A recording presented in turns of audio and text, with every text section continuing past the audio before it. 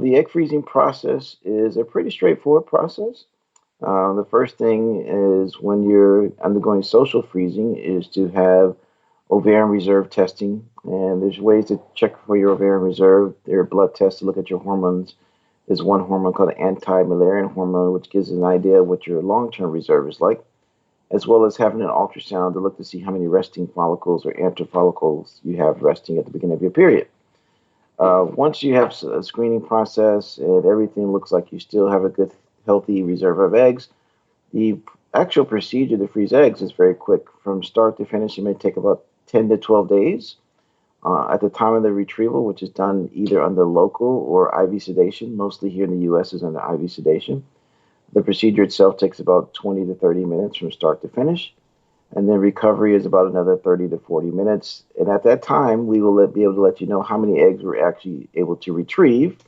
And then later that day, we'll let you know how many eggs are actually frozen. And what I mean by that is that when you undergo the egg freezing process, you will have eggs that are mature and eggs that are immature. Only the mature eggs can be frozen and used in the future for your fertility. So you may have a young, healthy woman that may make 20 eggs, and of the 20, there may be 17 or 18 that are mature. So those 17 or 18 are the ones that we would freeze, and the other two that are immature, we wouldn't be able to freeze.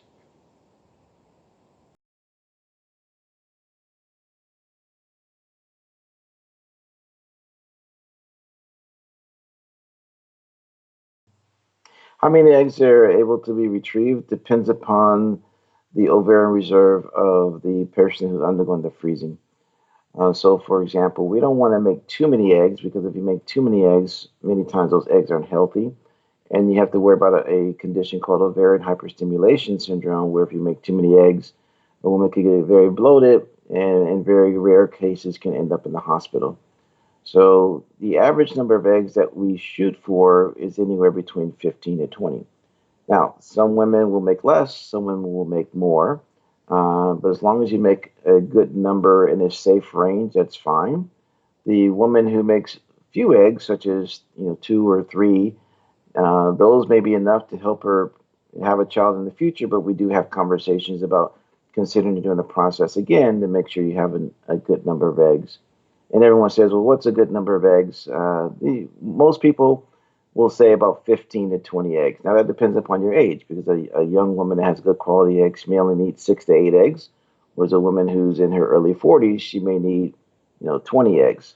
So it's all about what's your goal for the future? When you look into the future, how many children do you see? If you say, I just want to have a chance of having one baby, then 15 eggs is a good number. If you say, I'd like to have the chance to have 2 eggs, then you're going to need more. And young women, you may need about 15 to 20. And older women in their 40s may need somewhere between 20 to 25, sometimes 30.